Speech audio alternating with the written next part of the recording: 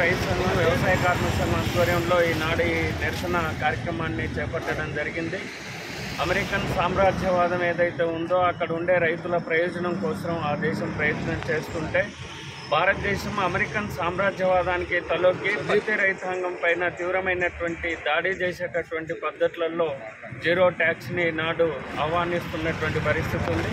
కాబట్టి ఒకవైపున చైనా కానీ రష్యా కానీ దేశ అధిపతులతోటి తిరుగుతున్నటువంటి సందర్భంగా అమెరికన్ సామ్రాజ్యవాదానికి వ్యతిరేకంగా నిలబడుతున్నటువంటిది కనబడుతున్నటువంటిది ఎక్స్పోజ్ చేయడం జరిగింది. కానీ ఈ చర్య వల్ల పత్తి రైతాంగం యొక్క చర్య వల్ల ఈరోజు స్పష్టంగా కనబడ్డది.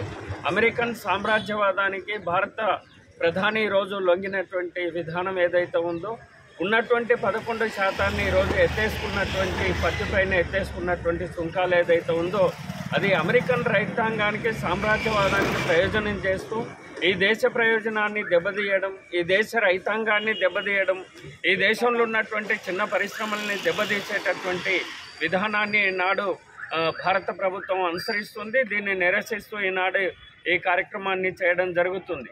అట్లానే భారతదేశంలో పత్తిలో కానీ లేకపోతే వ్యవసాయ అభివృద్ధిలో కానీ ప్రధానమైనటువంటి పాత్ర పోషిస్తున్నటువంటి వ్యవసాయ కార్మికులు, ఉపాధి కార్మికులు, ఆ ఉపాధి రంగానికి సంబంధించినటువంటి చట్టాన్ని కూడా ఈరోజు నిర్వీర్యం చేసేటటువంటి పద్ధతులలో భారత ప్రభుత్వం ఈనాడు పూనుకుంటుంది.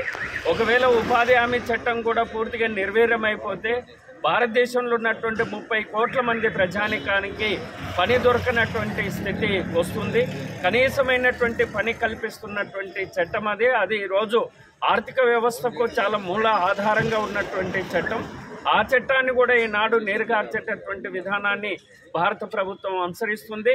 కాబట్టి ఇటువంటి సామ్రాజ్యవాదానికి తలొగ్గి ఈ విధానాలను కానీ అవలంబిస్తే ఇక్కడ ఉండేటటువంటి దేశ ప్రయోజనం కావచ్చు, రైతాంగ ప్రయోజనం కావచ్చు, వ్యవసాయ కూలీల ప్రయోజనం పూర్తిగా దెబ్బతినిపోయి వాళ్ళంతా కూడా రోడ్న పడేటటువంటి పరిస్థితి వస్తుంది. కాబట్టి భారతదేశ బీజేపీ ఆర్థిక విధానాలకు వ్యతిరేకంగా, బీజేపీ ప్రభుత్వ విధానాలకు వ్యతిరేకంగా ఈనాడు ఈ ఫైట్ జరుగుతుంది. ఇది దేశవ్యాప్తంగా జరుగుతుంది.